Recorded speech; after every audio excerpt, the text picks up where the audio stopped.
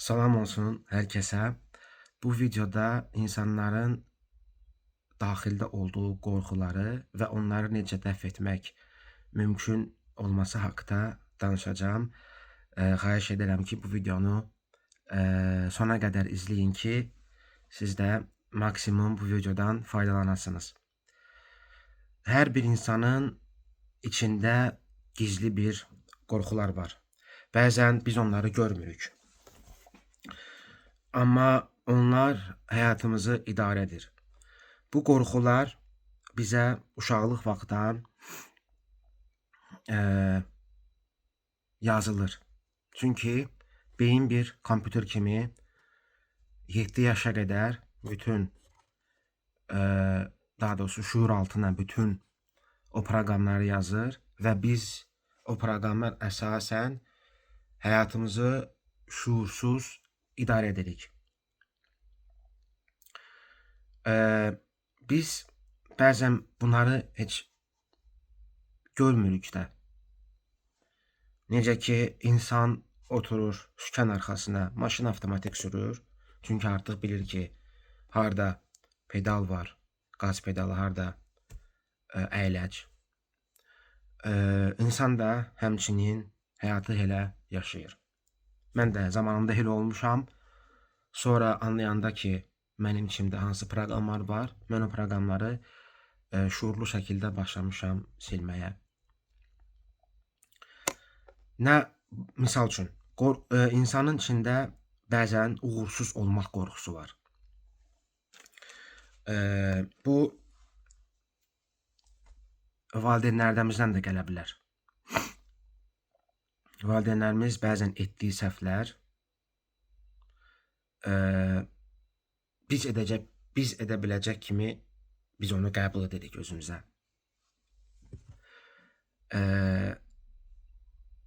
Misal üçün, atavız həyatda uğur qazana bilməyibsə, övlad da ona baxıb avtomatik olaraq o qorxunu özünə götürüb həyatda pul qazanmaqda çətinlik çəkir.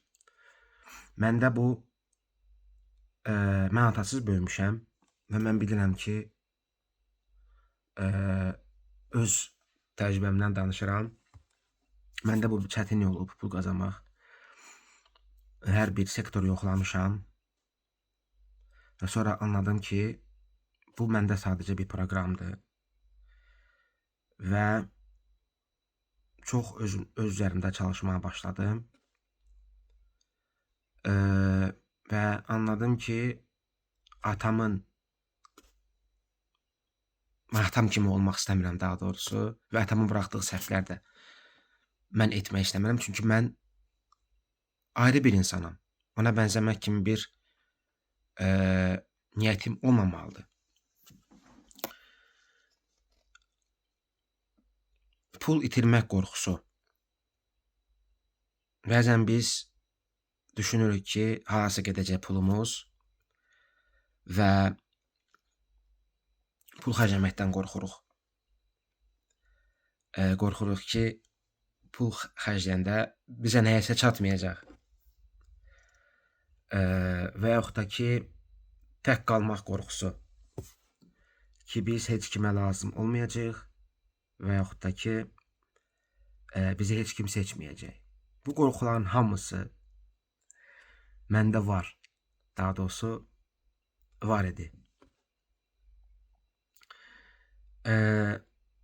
Amma mən özümə bir söz dedim güzgüdə baxaraq ki, bu qorxular mənim həyatımı məhdudlaşdırmayacaq. Əksinə, daha da içəridə mənə motivasiya verəcək ki, daha da çox öyrənim, daha da çox həyatı anlayım və mənim içimdə və bir proses oyanış baş verdi 2024-cü ildə. 2025-ci il tam transformasiya ili oldu mənim üçün. Bütün qorxular falan, yəni bu bütün şuursuz yazılmış proqramlar, ata senarisi, ana senarisi, o ayrı bir mövzudur. O haqda istəsəniz kommentə yazın. Siz də mövzular yaza bilərsiniz kommentə. Mən sizə böyük məmnuniyyətlə paylaşacağım. Çünki bu yolu özüm keçmişəm və öz keçmədiyim yolu istəməzdim ki, sizinlə paylaşım. Hansısa bir kitab oxuyub, kitabı danışmaq hər kəs bacarır. Biz sadəcə özümüzə icazə verməməliyik ki, bu qorxular bizə addım atmağı məhdudlaşdırsın. Yəni bizi qorxu saxlasın. Qorxu bizə düşmən deyil. Dediyim kimi, sadəcə qorxular bizim içimizdəki o proqramları göstərir. O siqnallardır ki, bax, bu səndə var. Yəni, əgər insan tam olaraq başa düşsə ki, yəni daha doğrusu anlasa ki, onu qorxu idarə edir və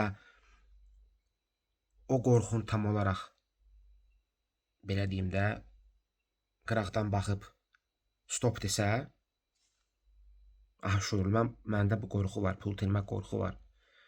Niyə? Hansı ssenaridə mən yaşayıram? Misal üçün, ata ssenarisi. Və yaxud da ki, münasibətdə tək qalmaq. Münasibət qurursan, sən tərk edirlər. Hansı ssenaridir? Ana ssenarisi. Və yaxud da ki, hər kəsdə individualdır bu ssenari. Məndə bu ata ssenarisindən olub münasibətlər. Pul ssenarisi də tamdan əlaqəli olub. Bunlar ayrı mövzudur. Sadəcə qorxuya aid olduğu üçün bunu sizə dedim. Əgər insan anlasa və o qorxuları idarə etsə, insanın həyatında böyük bir dəyişikliklər baş verəcək. Yəni bu özlərimdə mən bunu sınamışam. Və bunu da istədim ki, sizinlə paylaşım.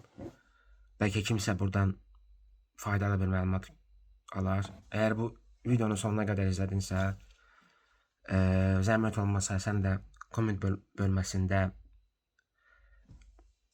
öz fikrini bildir və istəsən mövzu da təklif edə bilərsən. Böyük məmnuniyyətlə dedim, mən paylaşacağım.